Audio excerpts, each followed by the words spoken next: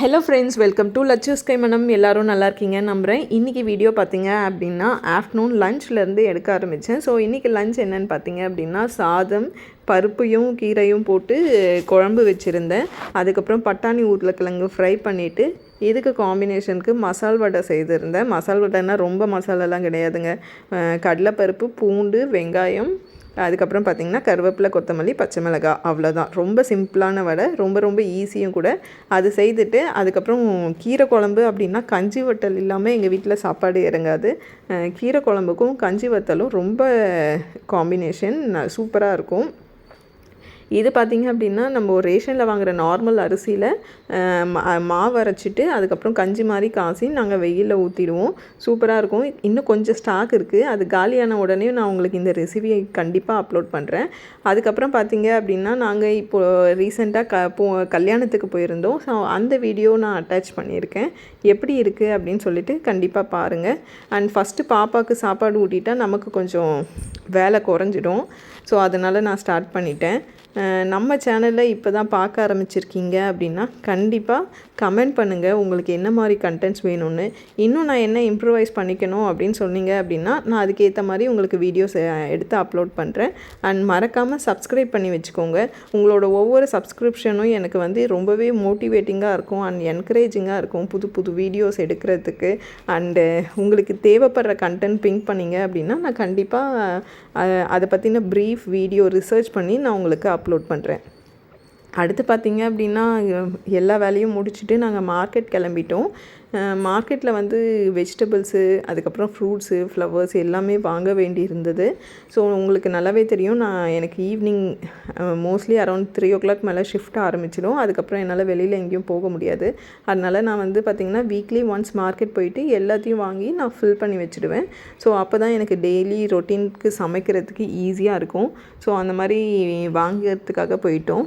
இந்த வாரம் பார்த்திங்க அப்படின்னா வெஜிடபிள்ஸ் ரேட்டெல்லாம் கம்மியாக தான் இருந்தது. ஃப்ரூட்ஸ் ரேட் தான் கொஞ்சம் அதிகமாக இருந்தது. ஃப்ளவர் நம்ம பக்கமே போக முடியாத மாதிரி இருந்தது. குண்டு மல்லியெல்லாம் பார்த்திங்க அப்படின்னா சேரு 400 ரூபாய் இருந்தது. ஏன்னா இப்போ இந்த தை மாதம் முகூர்த்தம், அடுத்து மாசி மாதத்துலேயும் முகூர்த்தம் நிறைய இருக்கிறதுனால பூக்களோட விலை அதிகம். அதுவும் இல்லாமல் இப்போ பனி சீசன் அப்படின்றனால மல்லிப்பூ வரத்தெல்லாம் வந்து ரொம்ப கம்மியாக இருக்கும். கொஞ்சம் வெயில் வர வர தான் மல்லிப்பூ வர ஆரம்பிக்கும். பட் இந்த கடையில் ரொம்ப ரொம்ப சூப்பராக இருந்துச்சு மல்லிப்பூ. நீங்கள் இந்த மாதிரி சீசனில் எந்த ஊரில் மல்லிப்பூ அதிகமாக வருது, இல்லை மதுரையில் எல்லா சீசன்லேயும் மல்லிப்பூ வருமா அப்படின்றத கமெண்ட் பண்ணுங்கள். அடுத்து பார்த்திங்கன்னா நாங்கள் கல்யாணத்துக்கு போயிருந்த இடத்துல அவங்க பிளேட்டிங் வச்சுருந்தாங்கங்க. இந்த வரவேற்பு இடத்துல ரொம்பவே அழகாக இருந்தது. டிசைனாக நிறைய பிளேட்ஸ் அடுக்கியிருந்தாங்க. அரௌண்ட் ஒரு 21 தட்டு அடுக்கியிருந்தாங்க. யூஸ்வலி எங்கள் சிஸ்டரின்லாம் இன்னும் நிறைய பண்ணுவாங்க, நிறைய டிசைன்ஸ் பண்ணுவாங்க. பட் அவங்க வீட்டு கல்யாணம் அப்படின்றனால அவங்களுக்கு நிறைய வேலை இருந்ததுனால இது மேலே கொஞ்சம் கான்சென்ட்ரேட் பண்ண முடியல. இல்லைன்னா இன்னும் சூப்பராக பண்ணுவாங்க. ஏன்னா வீட்டில் மற்றவங்க கல்யாணத்துக்கெல்லாம் அவங்க தான் டிசைன் பண்ணி தருவாங்க, நிறைய வெரைட்டியாக பண்ணி தருவாங்க. அதுதான் மற்றவங்களுக்கு செய்கிறப்போ அவங்களுக்கு இருந்த நேரம், அவங்க வீட்டு கல்யாணம், அவங்க பையன் கல்யாணத்துக்கு அவங்களுக்கு நேரமே கிடைக்கல. அந்த தட்டும் அவங்களால பெருசாக ரெடி பண்ண முடியல. இந்த 21 தட்டே பார்த்திங்கன்னா ரொம்ப சிம்பிளாக இருந்துச்சு அப்படின்னு தான் எல்லாருமே சொல்லிகிட்டு இருந்தாங்க, கம்பேரிட்டிவ்லி அவங்களோட பழைய டிசைன்ஸ்க்கெல்லாம். இதுதான் அன்றைக்கி அந்த ரிசப்ஷனில் நான் போட்டிருந்த லுக்கு. பட் என்னால் அது ஃபுல்லாக கவர் பண்ண முடியல. நான் இன்னொரு நாள் அந்த ட்ரெஸ் போட்டேன் அப்படின்னா நான் உங்களுக்கு கவர் பண்ணி காமிக்கிறேன். அடுத்து பார்த்திங்கன்னா முகூர்த்தத்துக்கு நாங்கள் சூப்பராக ரெடி ஆகிட்டோம். நாங்கள் ரெடி ஆகுறோமோ இல்லையோ ஃபஸ்ட்டு என்னோடய பாப்பாவை ரெடி பண்ணிவிடுவேன். இது பார்த்திங்க அப்படின்னா சாரியில் ஸ்டிச் பண்ண பாவாடை தான்.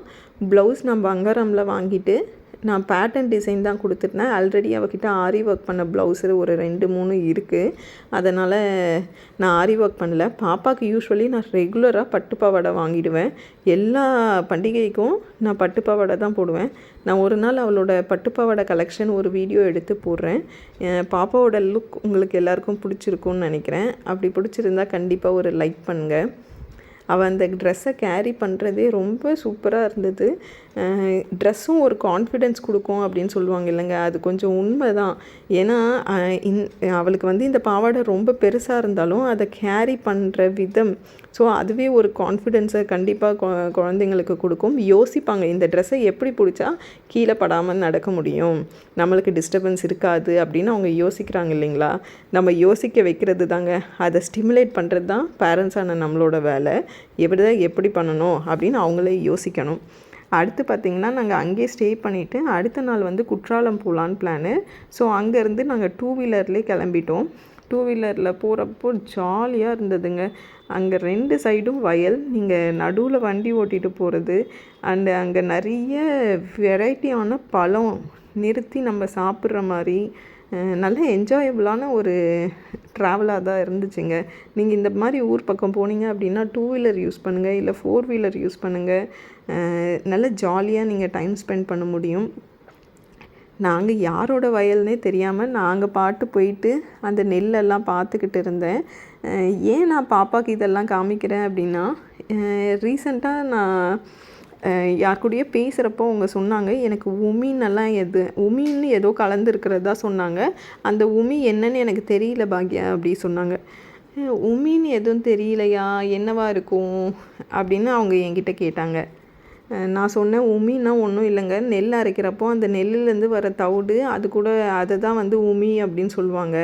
இப்போ குழந்தைங்களுக்கெல்லாம் சளி பிடிச்சது அப்படின்னா எங்கள் அம்மா என்ன பண்ணுவாங்கன்னா, அந்த நெல் தவிடு இருக்கீங்களா, நெல் அரைச்சிட்ட அப்புறம் அதனோட தோல், அதுதான் உமி.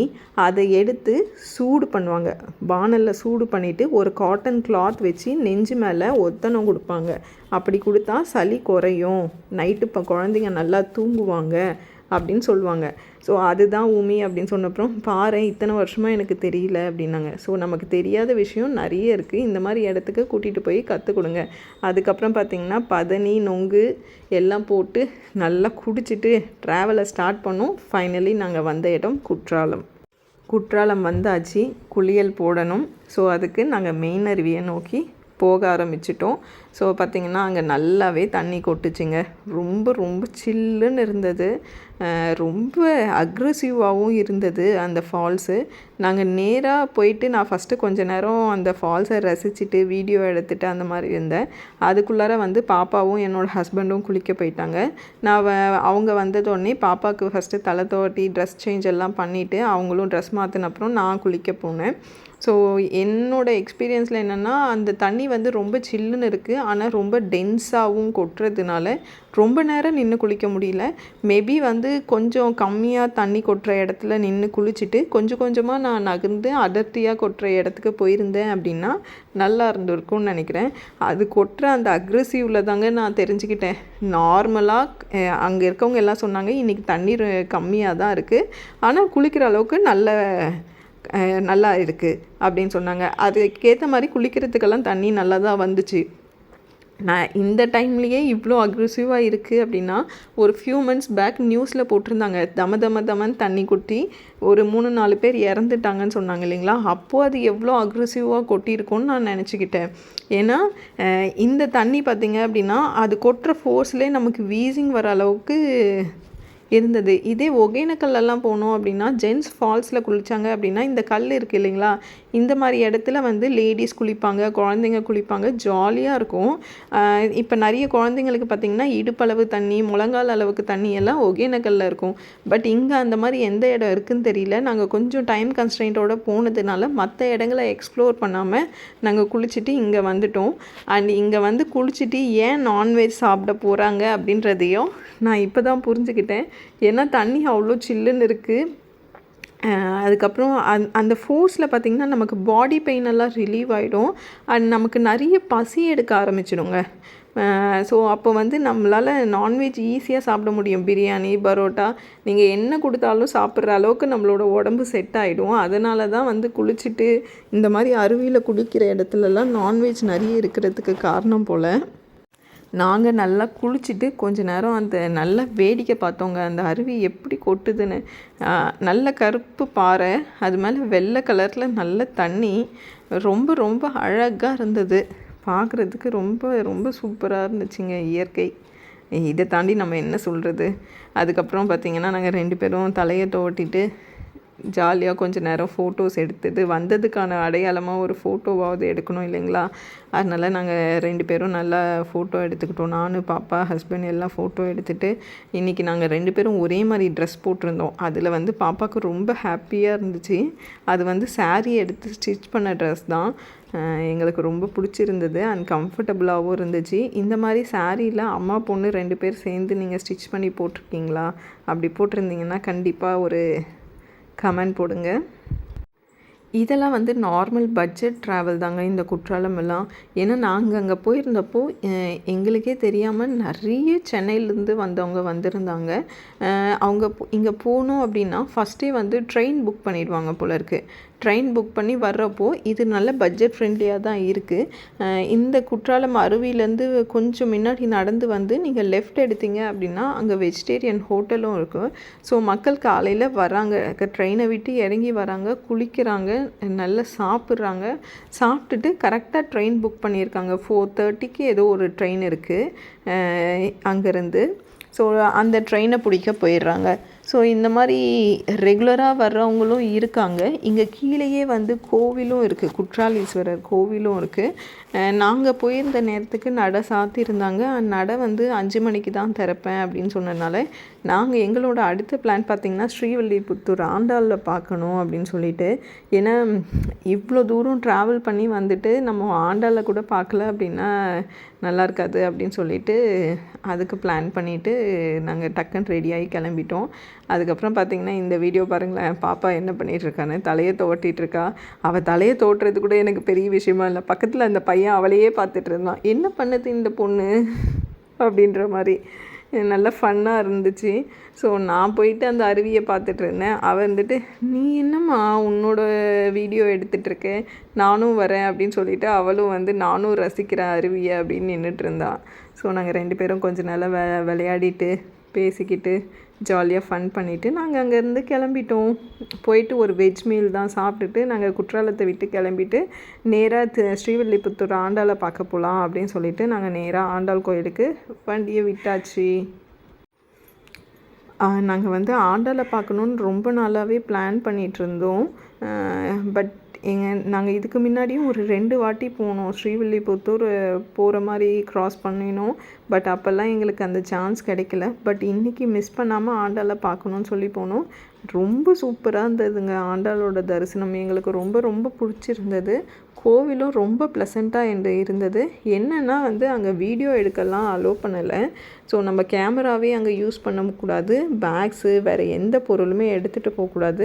அதனால் எல்லாமே வந்து நாங்கள் வெளியிலேயே அதுக்கு லாக்கர் வச்சுருக்காங்க. ஸோ அங்கே கொடுத்துட்டு போயிட்டோம். நீங்கள் கோயிலுக்குள்ளார போனதோடனே போகிறப்பவே உங்களோட லெஃப்ட் ஹேண்ட் சைடில் யானை நிற்கும். ஸோ யானையை கொஞ்சம் நேரம் நீங்கள் நின்று ரசிச்சுட்டு போங்க.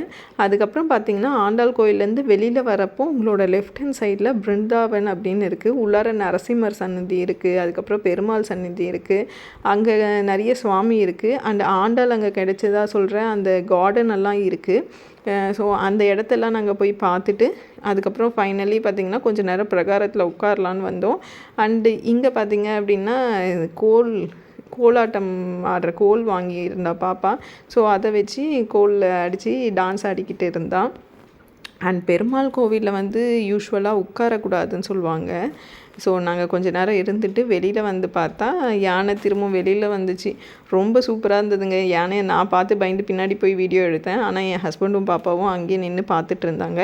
நல்லா தான் வந்துட்டு இருந்துச்சு. திடீர்னு ஒருத்தர் வந்து அந்த யானையை தொட வந்துட்டோன்னே யானை ரொம்ப ஒரு மாதிரி பிளிரிடுச்சு. அது பயந்துடுச்சு. நம்ம யானையை பார்த்து பயப்படுறோம், ஆனால் அது பயந்து டாய்லெட்டே போயிடுச்சு.